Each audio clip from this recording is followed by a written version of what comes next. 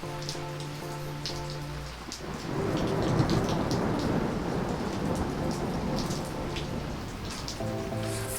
think we'll stay in. I think we'll go into Lightroom. It's Tutorial Tuesday.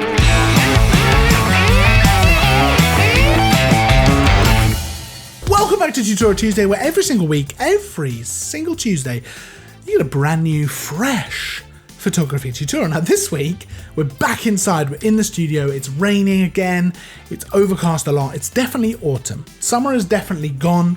We're into autumn, but that's not really a bad thing. For me, it's my favorite time of the year to take photographs. You know, the colors are amazing, all the colors in the trees and the bushes and everything, it just looks so good. Sunrise is a much more reasonable time. Sunset is earlier and can sometimes be easier to get to if you've got plans later on in the day.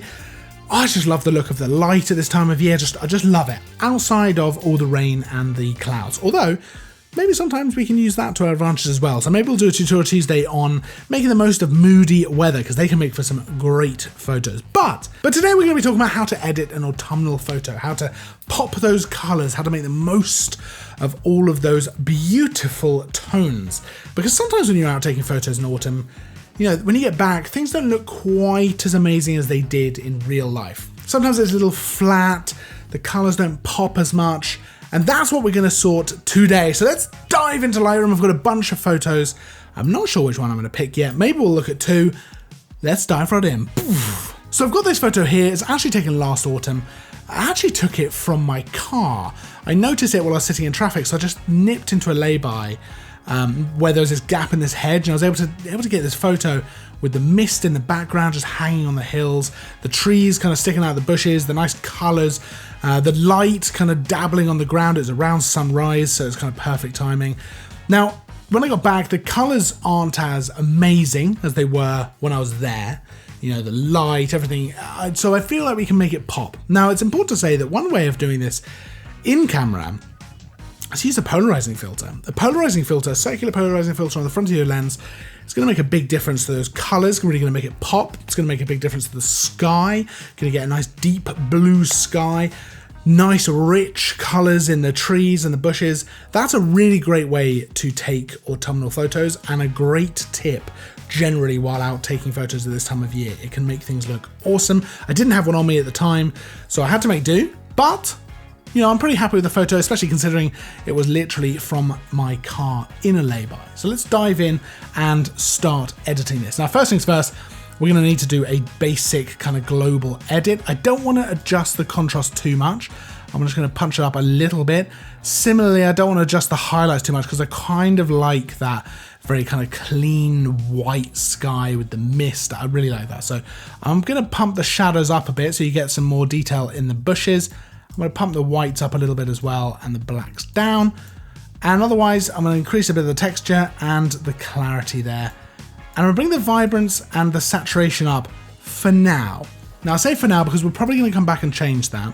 But by increasing the saturation and the vibrance, I'm able to see more easily what is actually happening with the colors that I'm affecting. So when I'm going in and I'm affecting all those different colors and bringing things out and stuff like that, it's much easier. We can go back and reduce those later, which we probably will. But for now, let's pop them up and let's go down to our first area where we can really make these colors start to pop and look how we want them to look, which is here in the HSL tab. Now, if you've seen any of our other Lightroom videos, you might be familiar with this. We definitely covered it in detail in the video all about color grading in Lightroom. Essentially, it stands for hue, saturation, and luminance. And it allows us to affect those three things. So the hue, the saturation, and the luminance of different colors. So if we start off here in hue, we can actually bring those reds down to make them much more kind of rich. Same with the orange, let's bring those down a little bit, and then same with the yellows as well. And then with greens, I'm going to pull those towards the kind of yellow end of things. And you can see this has already made quite a difference in the bushes, in the colors we've got there. Blue and aqua, I'm not going to touch too much, but I'm just going to pull them together a little bit. So aqua towards the blue end, and then blue towards the aqua end, just to give that a little bit of a color contrast with all the orange in the photo. I'm going to come over here to saturation. I'm going to boost the orange a bit. I'm going to boost the yellow. I'm going to desaturate the greens a bit because, you know, that's basically what we're going for with an autumnal picture.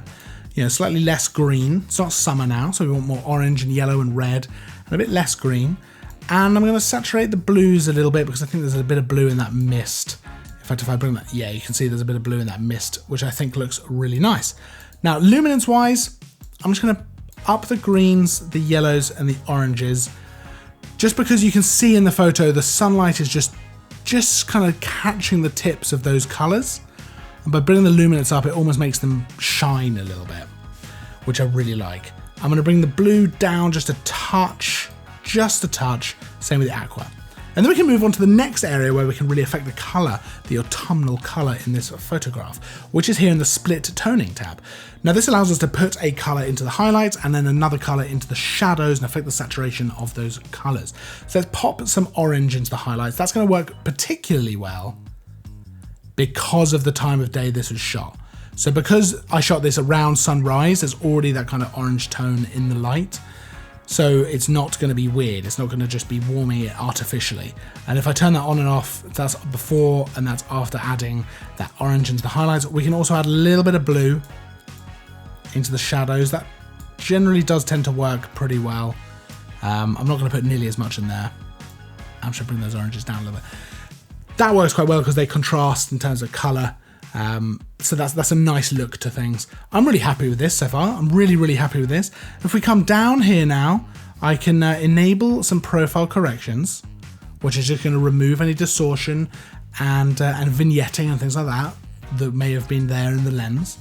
And I can come down to, I'm going to add a little bit of a vignette. Not too much, but just a little bit. Come down to the next and the last bit of kind of color correction that we're going to do for this, which is the calibration tab. Now again, you may be familiar with this if you've seen any of our other Lightroom videos. It's certainly in the how to color grade, where we were talking about orange and teal look to things, or pink and blue and stuff like that. The calibration tool in Lightroom is really powerful, and it allows you to really affect the color of things.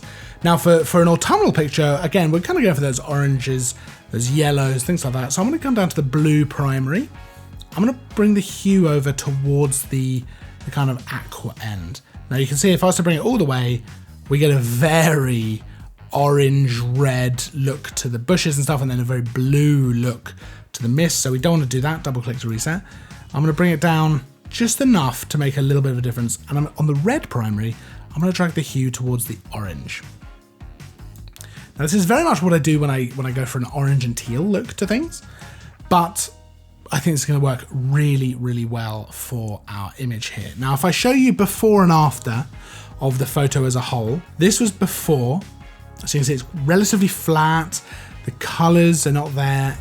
After, we've really popped a lot of those colors out. What I am going to do though is come back up to the saturation and vibrance that we put up at the beginning of the video. I'm going to bring that right back down because this is way too saturated, this photo. It's helped in terms of being able to see what we're doing with colors and stuff like that, but it is way too vibrant now. So let's go ahead and bring that down. I'm actually going to bring the saturation down to about minus 9. Let's bring the vibrance down a little bit as well.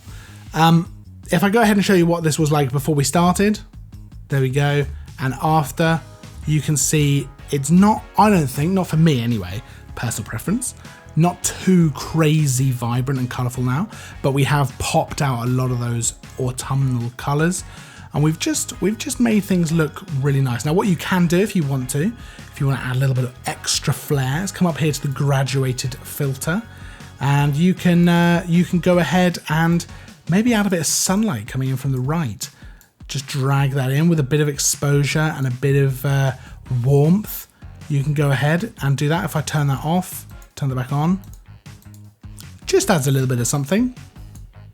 That's just personal preference. Yeah, that's just personal preference. You can watch a video again about how to edit with graduated filters and ready filters and things like that within Lightroom. I'm really happy with how that photo's come out. Let's just do one final before and after. Looks really cool. Let's just go to another photo which is very different. Now this is my model who who was taking a photo in the forest. Now this was last autumn again.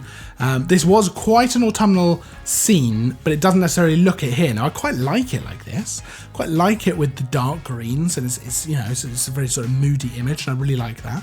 But if we wanted to make it look a bit more autumnal, we can go ahead and do a lot of the same sort of things. Now in this photo, we could definitely use white balance to change the look of the photo. So we can bring the color temperature here over towards the kind of warm end. If I warm that up a little bit, we can also bring the tint right over into the pink area to really kind of bring out the more orange look to things and the browns and stuff like that rather than the green. I'm going to bump the exposure up a little bit and a little bit of contrast. Then we can just do exactly what we did before with the HSL tab. We can bring the oranges down a little bit. You need to be careful though when you've got people in there, so you can go ahead and really mess up skin tones with the orange hue slider. We can go ahead and change a bit of yellow. You can see how much of a difference that's making to the background. So if I bring that down to the left and the greens, that's really going to make a massive difference. I can then just pump up the saturation on some of these. Pop in a bit of split toning, so a bit of orange into the highlights and a bit of blue into the shadows. And then down at the calibration tab, I can really start to mess with those colors. I mean, if you look at when I change that blue primary hue, that is making a huge difference. So I'm going to go ahead and bring that down a little bit towards the aqua end and just pump that red primary towards the kind of orange end as well. Not too much, I don't want to mess things up. But you can see what a massive difference we've made. If I show you before, that was kind of dark green, moody image to much more of an autumnal feel to things. Now, like I say, you may prefer the green image, but if you do want to go an autumnal route, these are definitely ways to really bring out those autumnal colors. Now, I hope you found all this helpful. If you do have any questions about anything you've seen in the video, pop them down in the comments. I appreciate we've gone a little bit faster today. I think I've tried to keep things a bit more succinct rather than rambling on. So hopefully that's been good, but do pop any questions that you've got down there as well. Now these photos were taken with a variety of different kits, so I'll pop everything down in the description so you can check out the kit that was used to take these photos along with filming this video here. You can check those out on our website as well, parkcameras.com. If you liked the video, make sure to give it a thumbs up. That really helps me out. Make sure to subscribe if you're new as well, because there's new stuff all the time, tutorials, reviews, Throwback Thursdays. I'll see you in the next video, and as always, thanks for watching.